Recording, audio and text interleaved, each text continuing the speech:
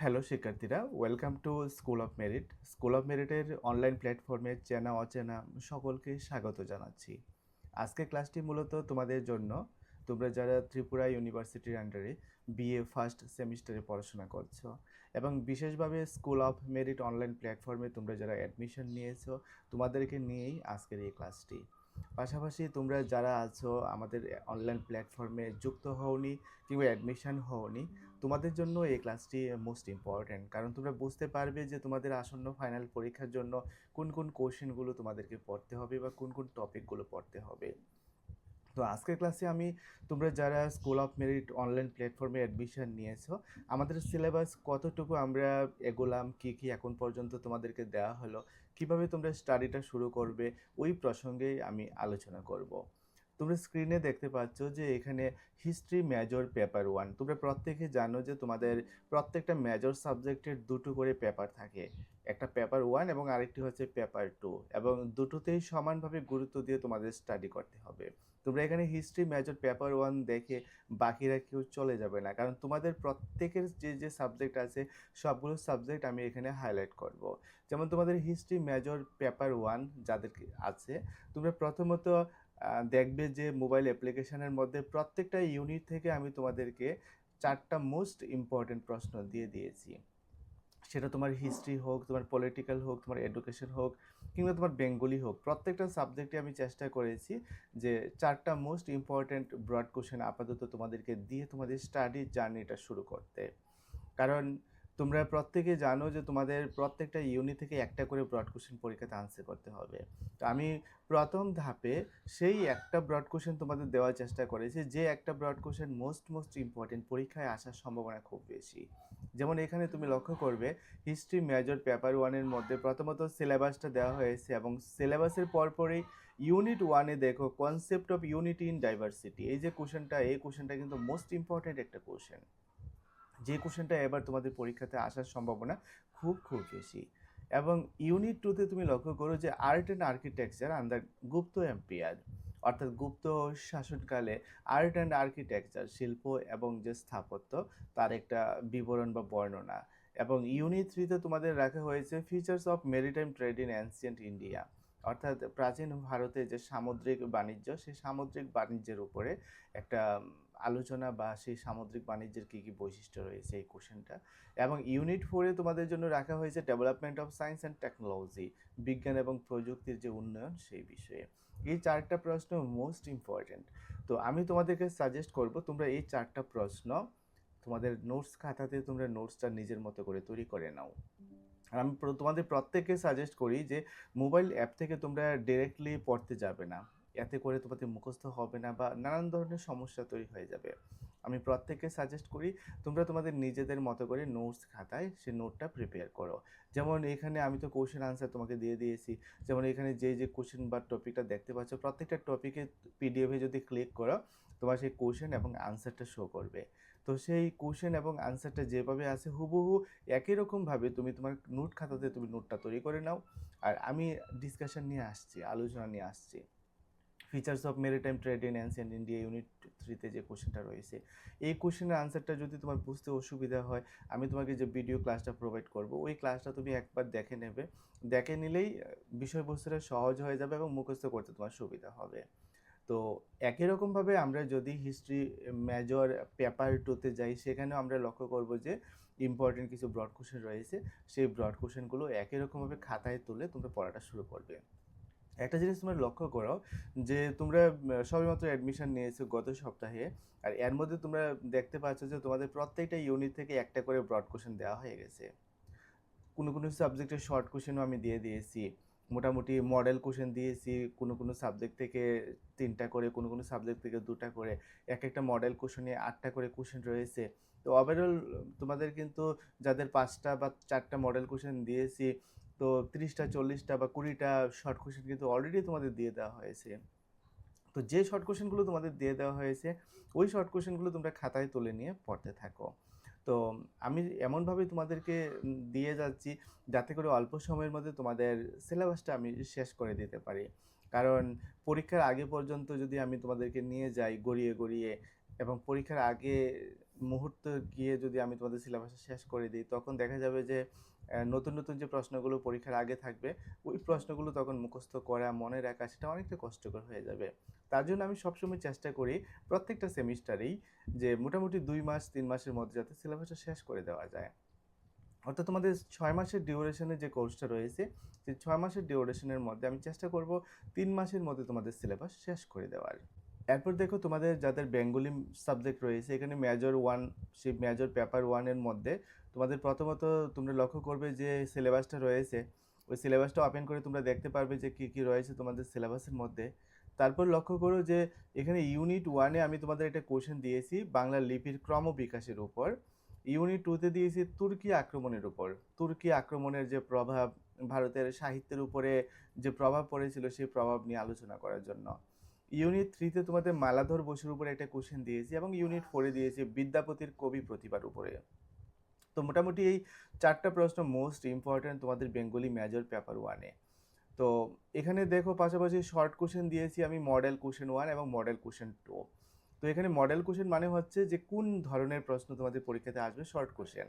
যেমন model question 1টা তোমরা যখন ওপেন করবে দেখবে যে এখানে 8টা শর্ট কোশ্চেন রয়েছে। কারণ তোমাদের পরীক্ষাতেও এরকমই 8টা বা 9টা শর্ট কোশ্চেন আসবে। সে 8টা বা 9টা থেকে তোমাদের 6টা শর্ট কোশ্চেন আনসার করতে হবে পরীক্ষার খাতায়। তো এখানে যে মডেল কোশ্চেনগুলো দেওয়া রয়েছে ওইগুলো তোমরা খাতায় নোটস করে নিয়ে তোমরা পড়তে থাকবে। আর যে 4টা ব্রড কোশ্চেন দিয়েছি, মনে রাখবে এই 4টা ব্রড কোশ্চেন মোস্ট ইম্পর্টেন্ট, এবং এই 4টা ব্রড কোশ্চেন থেকে তোমরা পরীক্ষাতে কমন পাবেই। আমি এটা শিওর দিয়ে বলবো না যে 4টা থেকে 4টাই তুমি 4টা ইউনিটে কমন পাবে, এরকম হতে পারে না। ভাগ্য ভালো হলে ম্যাক্সিমাম টাইমে এমন হয়ে যায় যে কমন পড়ে যায়। আমি সেভাবেই দিই যাতে কমন পড়ে যায়, কিন্তু আমি শিওর দিয়ে বলবো না যে 4টাই কমন পড়বে। তাহলে তো তোমাদের অনেকেই আছে যে 4টা প্রশ্নে গুরুত্ব দিয়ে পড়বে, এরকমটা করবে না। কারণ প্রত্যেকটা ইউনিট থেকে তোমাদের কমপক্ষে 3টা ব্রড কোশ্চেন পড়তে হবে, তবেই পরেই তোমাদের একটা কোশ্চেন অবশ্যই কমন পড়বে। শুধু একটা না, অনেক সময় দেখা যায় যে দুটো কোশ্চেনই কমন পড়ে যায়, কিন্তু দুটো কমন পড়লে কিন্তু তোমরা দুটো লিখতে পারবে না। কারণ তোমাদের রেস্ট্রিকশন দেওয়া রয়েছে যে প্রত্যেকটা ইউনিট থেকে একটার বেশি কোশ্চেন তোমরা আনসার করতে পারবে না। অর্থাৎ কোনো ইউনিট থেকে যদি তোমার 2টা কোশ্চেন কমন পড়ে যায়, সেক্ষেত্রে তোমাদের একটা কোশ্চেনে আনসার করতে হবে। অর্থাৎ 4টা কোশ্চেন থেকে তোমাদের 4টা কোশ্চেন আনসার করতে হবে। নেক্সট দেখো তোমাদের এডুকেশন মেজর পেপার 1। সেক্ষেত্রেও তোমাদের মোবাইল অ্যাপ্লিকেশনে তোমরা দেখবে প্রথমত এডুকেশন পেপার 1-এর সিলেবাসটা দেওয়া রয়েছে এবং ইউনিটের উপর বেস করে, যেমন প্রথম ইউনিটে আমি একটা কোশ্চেন তোমাদের দিয়েছি যে define education, discuss the nature and scope and education. তারপর ইউনিট 2 থেকে দিয়েছি তোমাদের এডুকেশনাল ফিলোসফির উপর এক কোশ্চেন। ইউনিট 3-তে দিয়েছি educational sociology and sociology of education, এই টপিকের উপর। এবং ইউনিট 4-এ দিয়েছি ক্যারেক্টারিস্টিক্স অফ কালচার, অর্থাৎ সংস্কৃতি এবং তার বৈশিষ্ট্যের উপরে। এই 4টা একেবারে টপ লেভেলের কোশ্চেন, এই 4টা ব্রড কোশ্চেন তোমাদের সবার আগে শিখতে হবে। আর আমি আগেও বলেছি যে কোনো কোশ্চেনের আনসার বুঝতে তোমাদের অসুবিধা হবে না, কারণ আমি প্রত্যেকটা ইউনিটের উপর ভিডিও ক্লাস দিব। ওই ভিডিও ক্লাসগুলো আমি প্রিপেয়ার করছি, ধারাবাহিকভাবে আমি আপলোড করব। ওই ভিডিও ক্লাসগুলো দেখার পর তোমরা যখন এই কোশ্চেন আনসারগুলো শিখবে, তখন তোমাদের মনে থাকবে এবং বুঝতে সুবিধা হবে। আর একই রকমভাবে দেখো শর্ট কোশ্চেন, এখানে আমি মডেল কোশ্চেন 1, মডেল কোশ্চেন 2 এবং মডেল কোশ্চেন 3, 3টা মডেল কোশ্চেন দিয়েছি। অর্থাৎ 3 × 8 = 24টা শর্ট কোশ্চেন দিয়েছি। এই 24টা শর্ট কোশ্চেন পুরো সিলেবাসের উপর তোমার। এই 24টা শর্ট কোশ্চেন যদি ভালো করে পড়ো, এখান থেকে একটু ভালো সংখ্যক তুমি অবশ্যই কমন পাবে। এবার আসছি আমরা মাইনর সাবজেক্টে। যেমন এখানে স্ক্রিনে হিস্ট্রি মাইনর রয়েছে, তোমাদের অনেকেরই হিস্ট্রি মাইনর সাবজেক্ট রয়েছে। তোমরা লক্ষ্য করবে যে তোমাদের প্রত্যেকটা ইউনিট থেকে আমি ব্রড কোশ্চেন দিয়েছি। যেমন এখানে ফার্স্ট ইউনিটে glorious literature of ancient India, প্রাচীন ভারতের যে গ্লোরিয়াস লিটারেচারগুলো যেগুলো রয়েছে ওইগুলোর উপরে একটা বর্ণনা। তারপর ইউনিট 2-তে তুমি দেখো art and architecture under the Gupta period. Unit 3-তে রয়েছে তোমাদের explain development of Indian economic thoughts with special reference to Kautilya, অর্থাৎ প্রাচীন ভারতের যে অর্থনৈতিক চিন্তা কৌটিল্যের বিশেষ উল্লেখপূর্বক, সেটার উপরে একটা ব্রড কোশ্চেন তোমাদের অবশ্যই শিখতে হবে। আর ইউনিট 4-এ তোমাদের জন্য আরেকটা কোশ্চেন রেখেছি development of science and technology. এই 4টা প্রশ্ন তোমাদের হিস্ট্রি মাইনরে মোস্ট ইম্পর্টেন্ট। আপাতত এই 4টা ব্রড কোশ্চেন খাতায় নোটস করে এগুলো পড়ার মধ্য দিয়ে তোমার জার্নিটা শুরু করো। আরও 2টো করে কোশ্চেন প্রত্যেকটা ইউনিট থেকে আমি দেবো, ধারাবাহিকভাবে দেবো। তো ওভারঅল এই 12টা কোশ্চেন আমি সাজেশন করব। তারপরেও তোমাদের মধ্যে অনেকে চাও যে পরীক্ষার আগে আরেকটু কমিয়ে দিতে। হ্যাঁ, আমি প্রতিবারই কমিয়ে দেই। যেমন তোমার 4টা কোশ্চেন পরীক্ষাতে আনসার করতে হয়, আমি 6 থেকে 7টা কোশ্চেন তোমাদের ইম্পর্টেন্ট দিয়ে দিই পরীক্ষার আগে। দেখা যায় এই 6 থেকে 7টা কোশ্চেনের মধ্য থেকে পরীক্ষাতে কমন চলে আসে। আর শর্ট কোশ্চেন দেখবে হিস্ট্রি মাইনরে আমি 5টা মডেল কোশ্চেন দিয়েছি, অর্থাৎ প্রত্যেকটা মডেল কোশ্চেনে তোমার 8টা করে কোশ্চেন রয়েছে, 5 40টা কোশ্চেন। এই 40টা কোশ্চেন মোস্ট ইম্পর্টেন্ট। আশা রাখছি 40টা কোশ্চেন ভালোভাবে পড়লে এগুলো থেকে 6টা কোশ্চেন তোমরা কমন অবশ্যই পেয়ে যাবে। নেক্সট আসছে তোমাদের এডুকেশন মাইনর। যাদের এডুকেশন মাইনর রয়েছে তোমরা লক্ষ্য করবে তোমাদের প্রত্যেকটা ইউনিট থেকেও আমি 4টা কোশ্চেন দিয়ে দিয়েছি। যেমন এখানে ফার্স্ট ইউনিটে ইন্ডিভিজুয়াল এইম অফ এডুকেশন, অর্থাৎ শিক্ষার যে ব্যক্তিতান্ত্রিক লক্ষ্য তার উপর একটা কোশ্চেন মোস্ট ইম্পর্টেন্ট, পরীক্ষাতে অবশ্যই আসবে। ইউনিট 2তে ডিফারেন্ট ফ্যাক্টরস অফ এডুকেশন, শিক্ষার যে বিভিন্ন উপাদানগুলো রয়েছে তার উপর একটা কোশ্চেন। তারপর ইউনিট 3তে রেখেছি ইনফর্মাল এডুকেশনের উপরে, অর্থাৎ অপ্রথাগত যে শিক্ষা তার উপরে। ইউনিট 4-এ দিয়েছি সোসিওলজি অ্যান্ড এডুকেশন, অর্থাৎ সমাজবিদ্যা এবং শিক্ষা তাদের মধ্যে সম্পর্ক, নির্ভরশীলতা, এটার উপরে একটা কোশ্চেন। মোস্ট ইম্পর্ট্যান্ট 4টা কোশ্চেন, এবং পাশাপাশি মডেল কোশ্চেনও তোমাদের 5টা দিয়েছি। দ্যাট মিনস 40টা কোশ্চেন। এগুলো তোমরা এখন স্টাডি করতে থাকো, এগুলো থেকে তোমাদের 100% পরীক্ষাতে কমন আসবে। নেক্সট দেখো তোমাদের বেঙ্গলি মাইনর। এই বেঙ্গলি মাইনর সাবজেক্টেও গতানুগতিকভাবে আমি প্রত্যেকটা ইউনিট থেকেই একটা করে ব্রড কোশ্চেন আমি তোমাদেরকে দেওয়ার চেষ্টা করেছি। আপাতত আপলোড আমাদের চলছে। যেমন এখানে ফার্স্ট ইউনিটে আমি তোমাদের একটা কোশ্চেন দিয়েছি শ্রীকৃষ্ণ কীর্তন, সেকেন্ড ইউনিটের কোশ্চেন এখনও আপলোড হয়নি, থার্ড ইউনিট আপলোড হয়নি। আজকের দিনের মধ্যে তোমরা পেয়ে যাবে সেকেন্ড, থার্ড অ্যান্ড ফোর্থ ইউনিটের যে 3টা ইম্পর্টেন্ট ব্রড কোশ্চেন। পাশাপাশি শর্ট কোশ্চেন এখানে 5টা দেওয়া রয়েছে মডেল কোশ্চেন, প্রত্যেকটা মডেল কোশ্চেনে 8টা করে কোশ্চেন, 40টা কোশ্চেন। তো যেভাবে আমি দিয়েছি সেভাবেই তোমরা স্টাডিটা শুরু করো, যে পরীক্ষার আগে পর্যন্ত তোমাদের খুব সুন্দরভাবেই সিলেবাসটা শেষ হয়ে যাবে। এবার আসছি তোমাদের ইন্টারডিসিপ্লিনারি যে সাবজেক্টগুলো রয়েছে। যেমন এখানে পলিটিক্যাল ইন্টারডিসিপ্লিনারি সাবজেক্ট, তোমাদের যাদের পল সায়েন্স রয়েছে, ইন্টারডিসিপ্লিনারি সাবজেক্টের কমপ্লিট স্টাডি ম্যাটেরিয়াল আমি আপলোড করে দিয়েছি। শুধু পলিটিক্যালি না, সেটা হিস্ট্রি হোক, এডুকেশন হোক, বেঙ্গলি হোক, পলিটিক্যাল হোক, ইংলিশ হোক, ইভিএস হোক, অর্থাৎ তোমাদের যার যেই ইন্টারডিসিপ্লিনারি সাবজেক্ট রয়েছে প্রত্যেকটা সাবজেক্টেরই সম্পূর্ণ স্টাডি ম্যাটেরিয়াল আমি আপলোড করে দিয়েছি। যেমন তোমরা লক্ষ্য করবে যে প্রথমত আমি সিলেবাসটা দিয়েছি, তারপর ইউনিট 1, তারপর ইউনিট 2, তারপর ইউনিট 3, তারপর ইউনিট 4। এখানে প্রত্যেকটা ইউনিটে তোমাদের সিলেবাসে যে যে টপিকগুলো রয়েছে ওই টপিকগুলো ধরে ধরে আমি কোশ্চেন আনসার দিয়েছি। এবং একটা বিষয় তোমরা প্রত্যেকে জানো যে ইন্টারডিসিপ্লিনারি সাবজেক্টে তোমাদের কোনো রকম ব্রড কোশ্চেন পড়তে হবে না, শুধুমাত্র এমসিকিউ পড়তে হবে, মাল্টিপল চয়েস কোশ্চেন। তো পলিটিক্যাল সায়েন্সে তোমাদের কিন্তু সিলেবাসও চেঞ্জ হয়েছে। প্রথমে এনইপি স্টার্ট হওয়ার পর যে সিলেবাসটা দিয়েছিল ওই সিলেবাসটার মধ্যে পলিটিক্যাল সায়েন্সের 6টা ইউনিট ছিল। এখন তোমাদের ওই ইউনিটগুলোকে একটু মডিফাই করে 4টা ইউনিটে কমপ্লিট করে দিয়েছে। তো আমি প্রথমত তোমাদের ওল্ড সিলেবাস অনুসারে আপলোড করে ফেলেছিলাম, আমি দেখিনি। তো একটা স্টুডেন্টস আমাকে ইনফর্ম করলো যে না সিলেবাসটা একটু চেঞ্জ হয়েছে। আমি দেখলাম যে ঠিকই চেঞ্জ হয়েছে। তখন সেই সিলেবাসটা দেখে আমি রাতারাতি আবার নতুনভাবে কোশ্চেনগুলো আপলোড করে দিয়েছি। তো পলিটিক্যাল সায়েন্সে তোমাদের কমপ্লিট হয়ে গেছে। পাশাপাশি অন্যান্য যে সাবজেক্টগুলো হিস্ট্রি হোক, এডুকেশন হোক, বেঙ্গলি হোক, বা যার যে সাবজেক্ট রয়েছে সেই সাবজেক্টে ইন্টারডিসিপ্লিনারি সম্পূর্ণভাবে কমপ্লিট করে দিয়েছি। কারণ এক্ষেত্রে এমসিকিউ কোশ্চেন রয়েছে, তোমাদের সেগুলো ধীরে ধীরে পড়তে হবে। আর তোমাদের আমি সাজেস্ট করব এই এমসিকিউ কোশ্চেনের জন্য, অর্থাৎ ইন্টারডিসিপ্লিনারি সাবজেক্টের জন্য কোনো নোটস খাতা তোমাদের তৈরি করতে হবে না। অর্থাৎ এমসিকিউগুলো খাতায় লিখে লিখে তোমাদের পড়তে হবে না। এমসিকিউগুলো তোমরা চেষ্টা করবে যে মোবাইল অ্যাপ্লিকেশন থেকেই যাতে পড়ে নিতে পারো।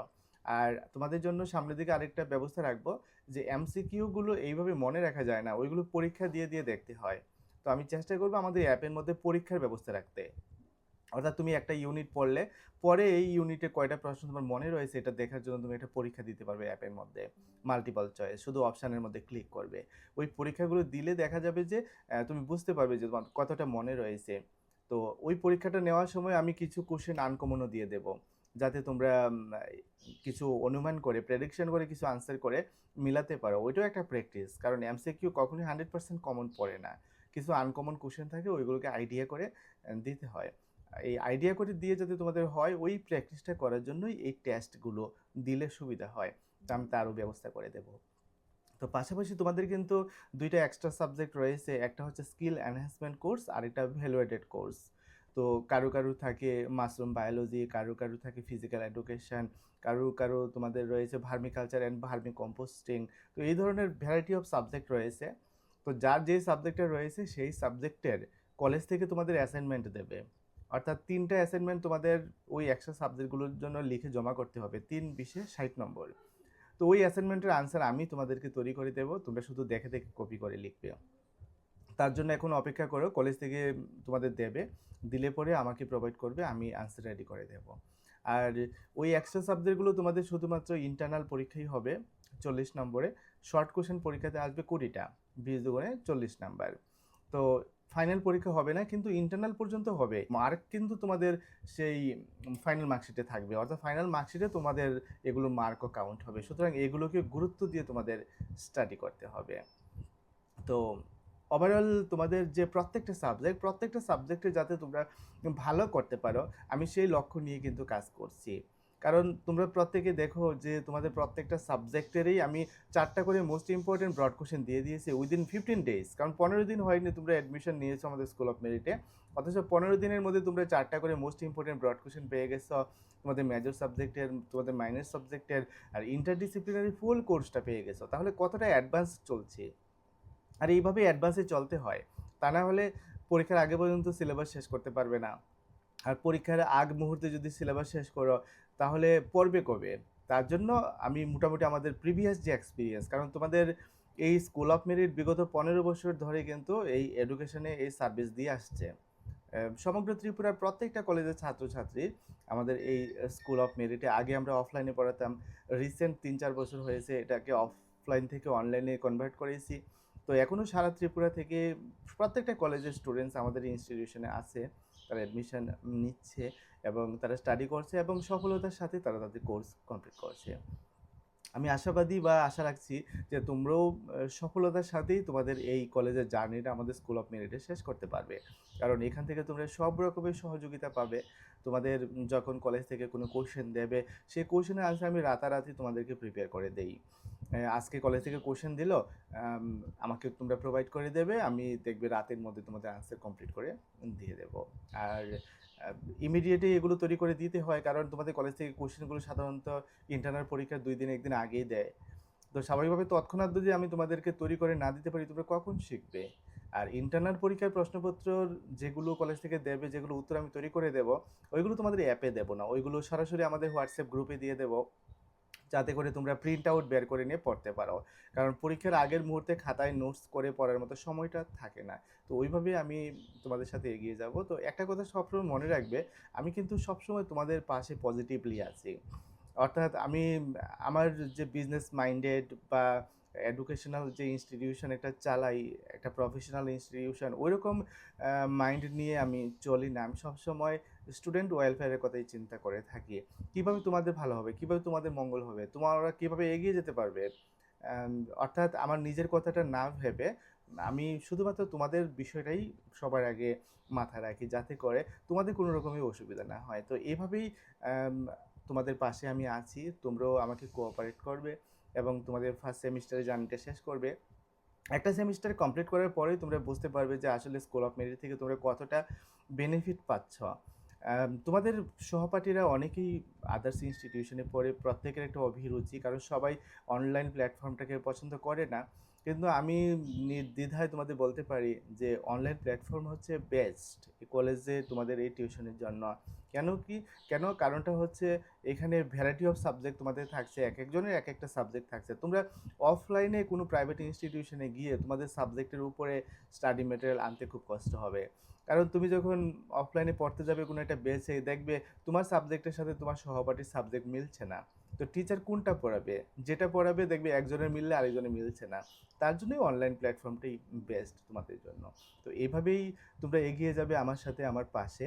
তো আশা রাখছি তোমাদের আগামী দিনগুলো খুব ভালো কাটবে এবং কলেজে কোনো রকমের ট্রাবলের মুখোমুখি তোমরা হবে না। যখনই কোনো সমস্যার সম্মুখীন হবে পড়াশোনা সম্পর্কিত, অবশ্যই আমাকে শেয়ার করতে তোমরা দ্বিধা করবে না। আমি চেষ্টা করব তোমাদের সব ধরনের ডিফিকাল্টিস, সব ধরনের প্রবলেম সলভ করে দিতে। তো আজকের মতো আলোচনা এখানে শেষ করছি। নেক্সট ক্লাসে আবার অন্য বিষয় নিয়ে কথা হবে এবং আমাদের বিষয়বস্তুর আলোচনা নিয়ে আমি ক্লাস নিয়ে আসব। তো আজকের মতো এখানে শেষ করছি। প্রত্যেকে ভালো থাকো, সুস্থ থাকো, দেখা হবে আগামী ক্লাসে।